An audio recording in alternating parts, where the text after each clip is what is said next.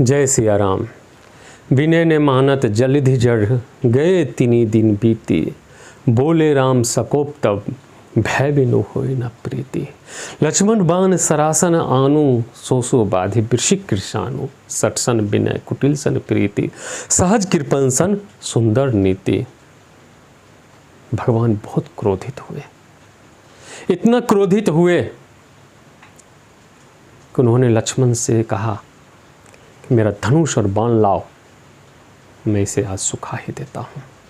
क्यों क्रोधित हुए?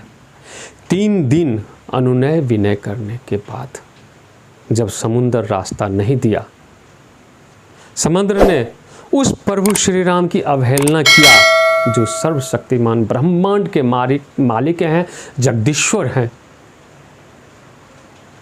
तो स्वाभाविक है क्रोध तो आनी ही आनी है। एक और चर्चा मैं उनके क्रोध का करता हूँ। प्रभु श्री राम को आप देखें हुए बहुत जल्दी क्रोधित नहीं होते हैं। शायद पूरे रामचरितमानस में इस तरह का क्रोध उनके पास सिर्फ 2 ही बार आया है। बाबा तुलसीदास जी ने सिर्फ 2 बार इस तरह के क्रोध का वर्णन किया है। एक जब सुग्रीव अपने राम काज को छोड़कर अपने राजकाज में लिप्त हो गया था, भोग विलास में लिप्त हो गया था, तब प्रभु श्री राम लक्ष्मण जी को कहते हैं, जेहि सायक मारा में बाली, तेहि सरहतों मूढ़ कह काले। हे लक्ष्मण, जिस बाण से मैंने बाली को मारा था, उसी बाण से सुग्रीव को कल मैं मारूंगा। ये कल क्यों, आज क्यों नहीं? अब आप दोनों में ध्यान देंगे कि वहाँ पर भी बहुत ज़्यादा क्रोधित होते हैं प्रभु श्री राम, लेकिन जब समंदर क्षमा मांगने के लिए आता है तो क्षमा कर देते हैं। क्या आप ऐसा कर सकते हैं? क्या हम ऐसा कर सकते हैं? इतने क्रोध में आने के बाद किसी को इतनी जल्दी क्षमा कर सकते हैं? शायद नहीं।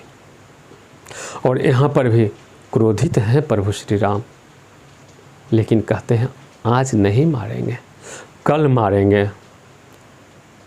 इससे क्या पता चलता है दोस्तों? इससे ये पता चलता है कि प्रभु श्री राम का क्रोध वास्तविक नहीं है, स्वाभाविक नहीं है। वो ऊपर से सिर्फ सामने वाले को डराने के लिए क्रोध कर रहे हैं ताकि काम चल जाए।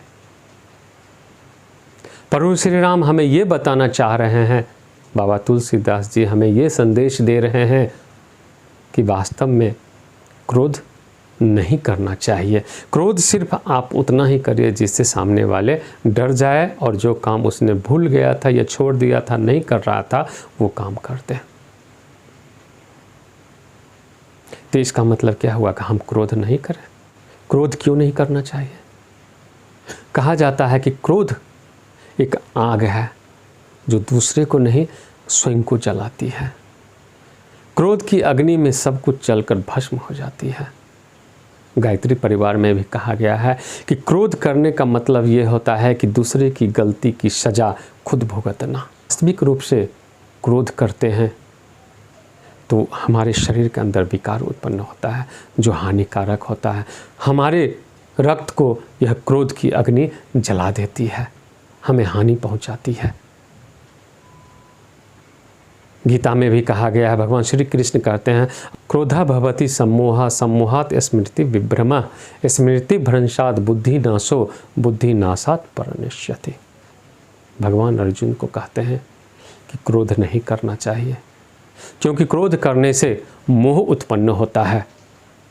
मोह से हमारी स्मृति कमज़ोर होने लगती है, और जब हमारी स्मृति कमज़ोर होती है तो हमारी बुद्धि का नाश हो जाता है, बुद्धि भ्रष्ट होने लगता है। और जिस मनुष्य का बुद्धि नष्ट हो जाए, भ्रष्ट हो जाए, वह मनुष्य मनुष्य नहीं रहता है, अपने स्थान से नीचे गिर जाता है, अर्थात वह पशु की श्रेणी में आ जाता है। और पशु को अपने रिश्ते नाते का कोई ख्याल नहीं रहता है, मानवता का कोई ध्यान नहीं रहता है। अतः क्रोध करने वाले व्यक्ति को मान और सम्मान का ध्यान नहीं रहता है, वो अपनी स्थिति से गिर जाता है, सोचने की शक्ति खत्म हो जाती है उसकी। अतः वह कुछ भी करेगा तो गलत ही होगा, कुछ भी बोलेगा तो गलत ही बोलेगा।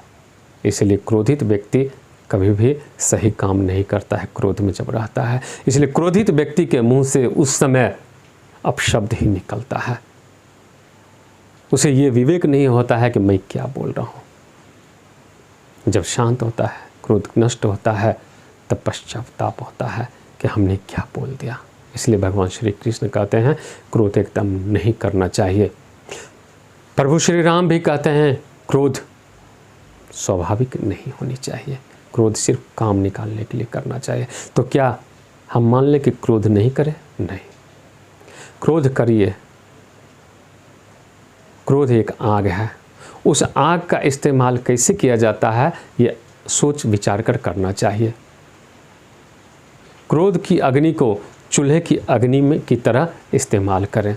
चूल्हे की आग जो होती है वो भोजन पकाने के काम आती है, लेकिन वही आग जब चूल्हे से बाहर आ जाए, अर्थात क्रोध को आप वश में नहीं करके रखे हैं, क्रोध आपको वश में कर ले, अर्थात चूल्हे की आग जब चूल्हे से बाहर निकलती है तो घर को जला देती है। जब क्रोध मनुष्य को अपने वश में कर ले तो वह क्रोध मनुष्य को जलाकर राख कर देती है। अतः हमारे अध्यात्म रामचरितमानस प्रभु श्री राम की चरित्र लीला से हमें ये समझना चाहिए, सिर्फ काम बनाने के लिए अर्थात चूल्हे की आग की तरह क्रोध को इस्तेमाल करना चाहिए, न कि घर जलाने वाले आग की तरह। ऐसा ज्ञान तो बहुत लोग देते हैं, बहुत बार हमने सुना है, देखा है कि क्रोध मत करो, क्रोध नहीं करो। भगवान श्री कृष्ण ने गीता में ऐसा लिखा है कि क्रोध नहीं करना चाहिए। क्या वास्तव में ये हम अपने ऊपर लागू करते हैं? क्या क्रोध पर काबू पाना इतना आसान है? आसान भी है और नहीं भी है। अगर अपने आप को मान के चलेंगे कि पहले हम खुद को सुधारें फिर दुनिया सुधारेंगे, तब तो आसान है। लेकिन अगर ये मान के चलते हैं कि हम खुद नहीं सुधरेंगे लेकिन दुनिया को सुधारने के लिए चले हैं, तो क्रोध पर काबू पाना मुश्किल है। लोग ऐसा ही करते हैं, अपने क्रोध को तो अपने काबू में रख नहीं सकते, दूसरे को उपदेश देते हैं कि आप क्रोध ना करें। देखिए ऐसा हमारे अध्यात्म में लिखा हुआ है। इसीलिए एक भजन है, भजन में ये है, करता नित्य विरोध क्रोध का, कहता बुरा परिणाम। करता नित्य विरोध क्रोध का, कहता बुरा परिणाम। होता क्रोधित स्वयं तो होती, होता क्रोधित स्वयं तो होती, वाणी बिना लगाम।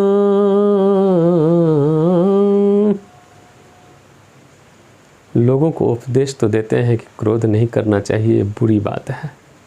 जब खुद क्रोधित होते हैं तो अपनी वाणी पर लगाम नहीं होता है। लगाम कब होगा? जब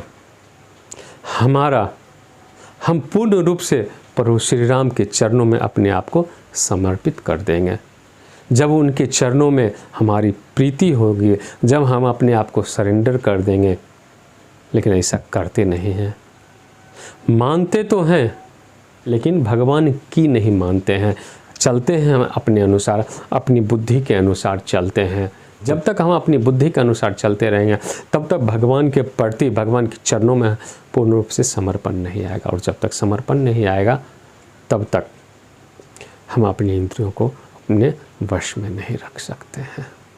जय सिया राम।